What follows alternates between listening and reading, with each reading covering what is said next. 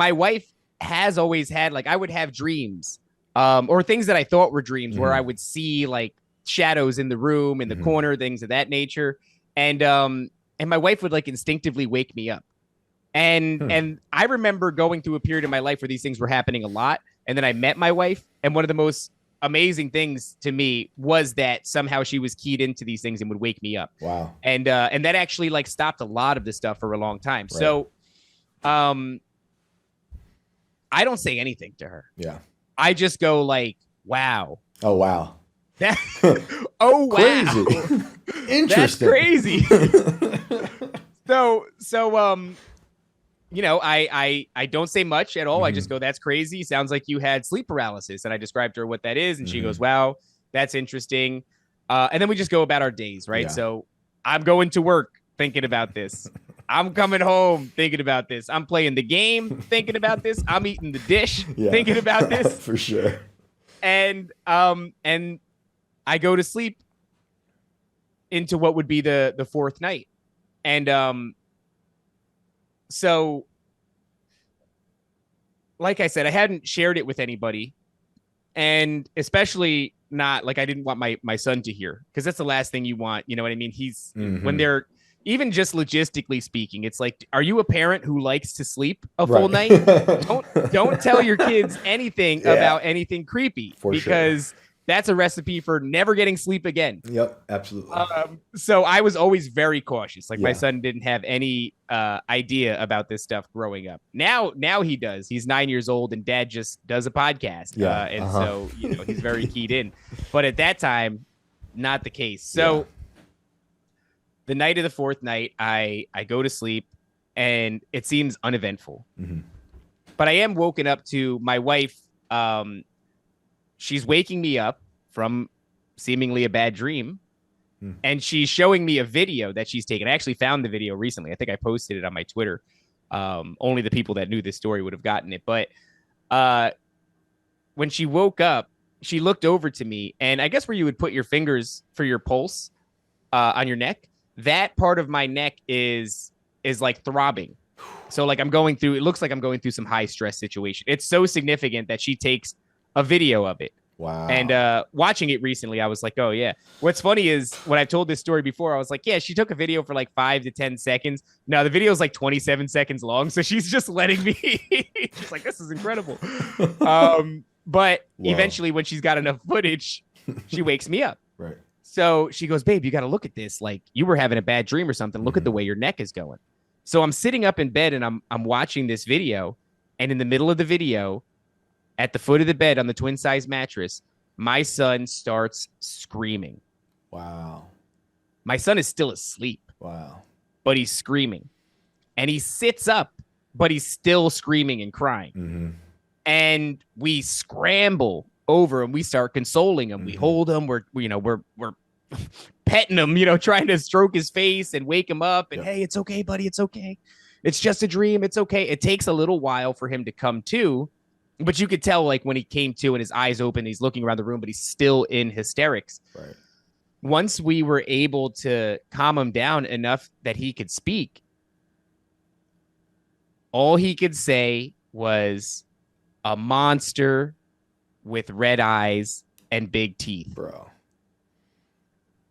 What on earth? And now you got two people. Like, so what is your reaction? What? Well, something that maybe people don't consider in this moment until you live through it. And then certainly as a father, you consider it. You're meant to protect, right? Yep, so when it's happening to me, I could ignore it. It's like the same thing with illness, right? It's like, oh, I know I have a heart condition, but whatever. I'm just going to keep drinking and smoking. Yeah. But until something happens to your loved one, like Jordan Peterson said, we take better care of our animals than we do ourselves. Which I think is true. You'll never let them skip their medication, but you won't take yours. So in that way, or at least it kind of rhymes with it, I was willing to just muscle through whatever was happening to me. Yeah. When it happened to my wife, which I only had essentially 24 hours to deal with that idea, I became a lot more desperate and a lot more concerned about the recourse that I didn't have. Right. I didn't have it the first night when it was the knocking. I didn't have it the second night when it was the arm pulling. Yeah. I still don't have it after the dream, but I'm scrambling. I'm trying to think of a way to remedy this. This has to stop. Yeah. Shane, when it happens to your kid, like it became the number one problem that had to be solved immediately in my life. Immediately. Totally. So I imagine that by this time I did tell my wife that something is going on. Yeah. And wait, before that, can you just say, like, how did your child calm down? Like, how was that? Did he go back to sleep? Did he wake up and remember it? Or well, it was the morning, so it was time to wake up anyway. So that was unfortunately the last bit of sleep he got that day. And we just tried to convince him that it was just a dream. And it was a weird thing, right? Because it's like this juxtaposition of like lying straight to your child's face, but also internally feeling like mission driven. Yeah, it's the right thing to do at that age, because you don't want the fear you can give a kid at that age would do more harm than the lie of trying to keep them safe, because you're dealing with all your internal stuff too at this point. And this is a kid, by the way, who's told me that he would have only been like 3, but he remembers having a dream where it felt like he was tied to his bed with belts, and there was a man with like a cape and a black hat walking around outside his bedroom door. Whoa. So my son effectively describes the Hat Man to me, which if you're a fan of sleep paralysis lore, I guess, everybody knows the Hat Man. And even to that, we just didn't feed in. We just went, oh, we must have had a guest. Yeah. Because a lot of times we'd have like friends over and he would go to sleep because it was his bedtime. And so we always made sure not to feed into it, because I do, number one, I believe it's bad for them. Number two, I think that if they start to think that way, they'll attract these things. And number 3, I just really like getting a good night's sleep. And all good that's reasons. Not the recipe for it. All good reasons. Right. So he manages to calm down, and we just go about the day like a normal day. But I am sort of just riddled with thought over this problem that I don't know how to solve. And it almost sounds anticlimactic, but I can't tell you.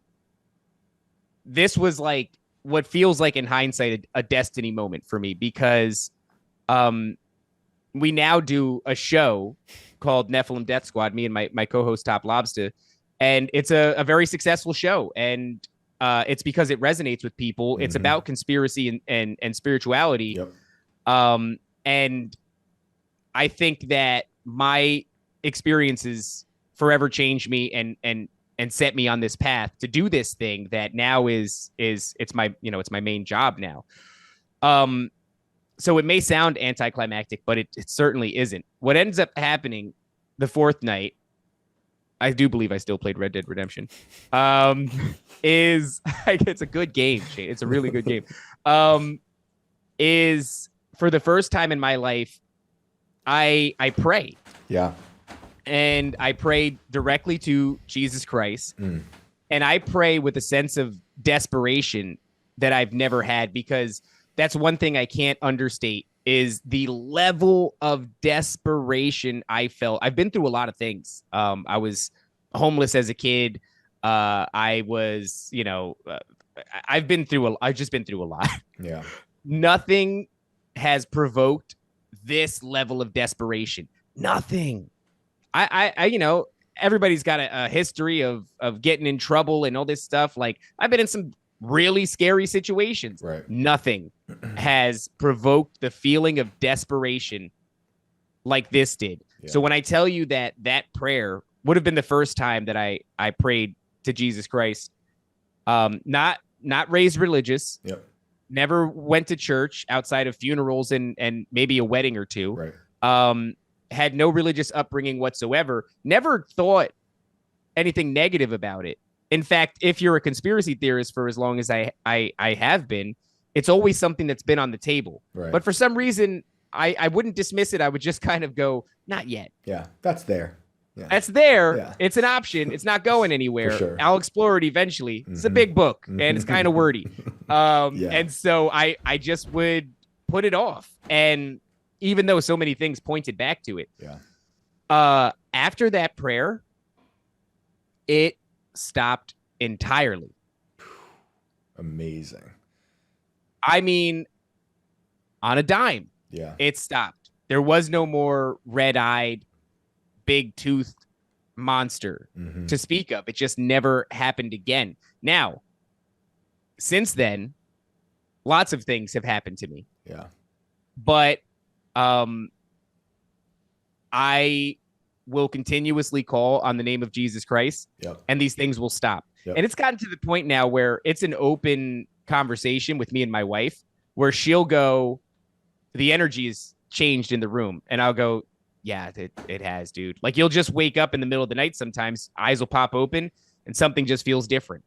And I mean, there's been worse things. There's been knocks. There's been knocks at my windows, knocks at my doors, knocks on my garage doors, to the point where my cousin, who was in the house with me, who knew the knocking was happening, he and I were having a conversation by my front door. And when the knocking happened, we grabbed it, ripped it open, ran outside. No one's there. We were so fast, Shane. Wow. We were so fast. And someone definitively was knocking on my front door, and there was nobody there.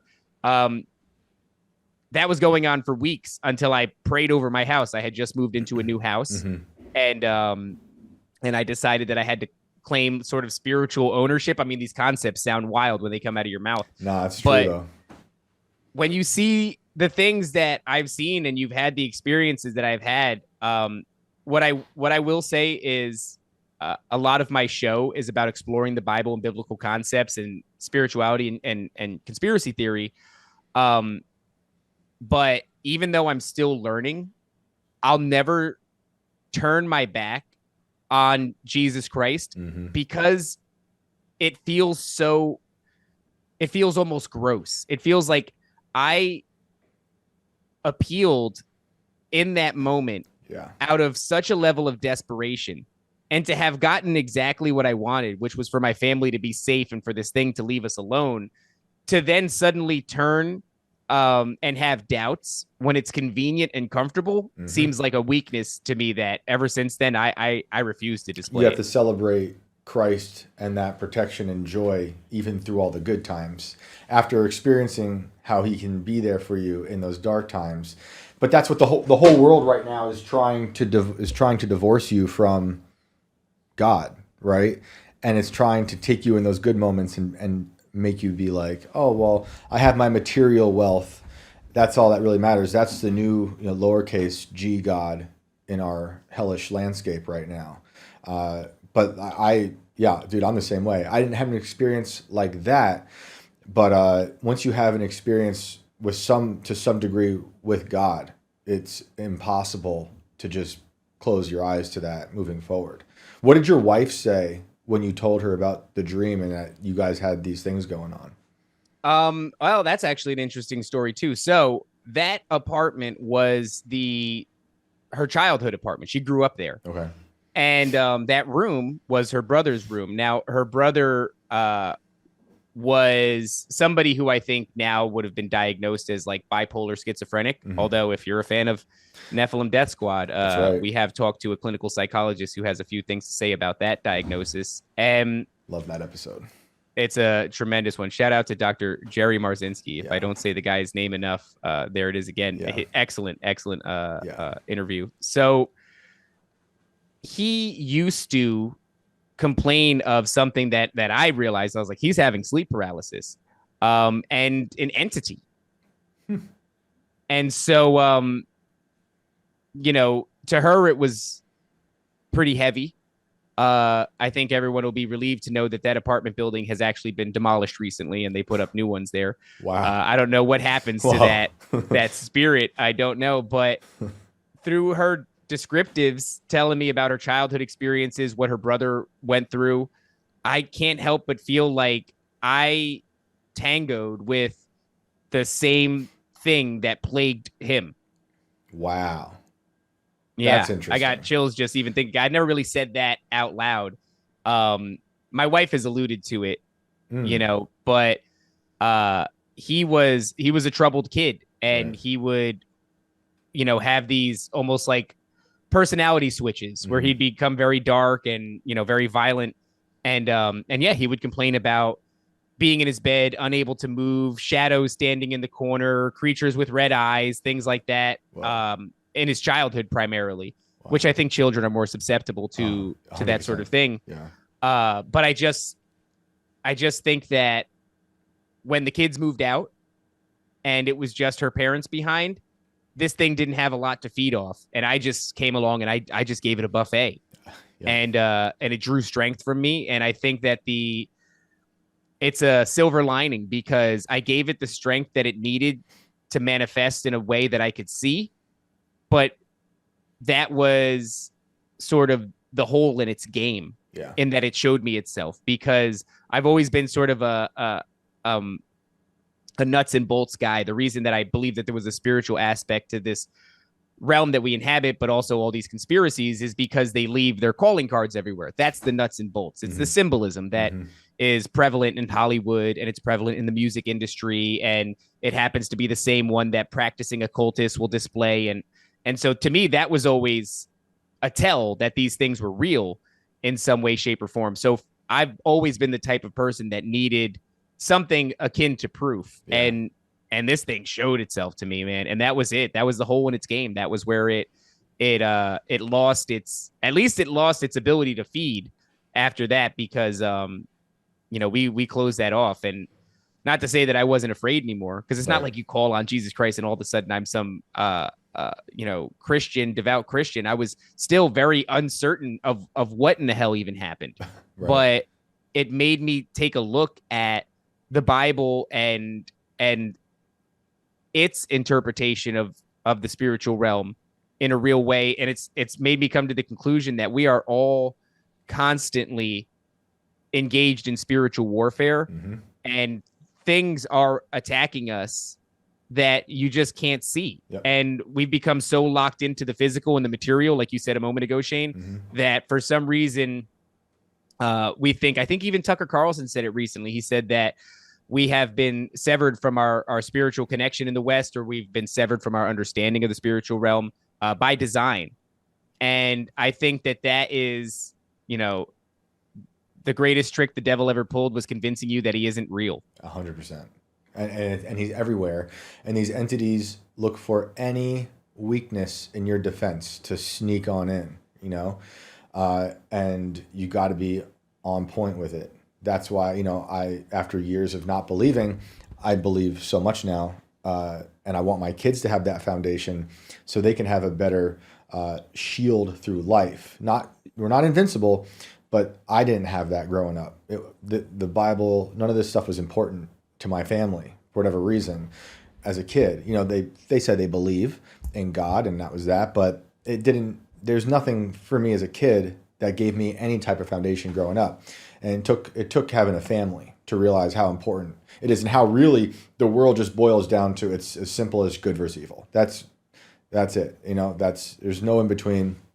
I used to think that there was more nuance to that, and like the older I get, you would think like the wiser you get, and if that's true, well then wisdom has led me to believe that it actually is pretty clean cut, that there is definitive evil in the world and there is definitive good. And when it comes to the spiritual realm, those things are superpowers. Yeah, absolutely. The superpowers of this landscape.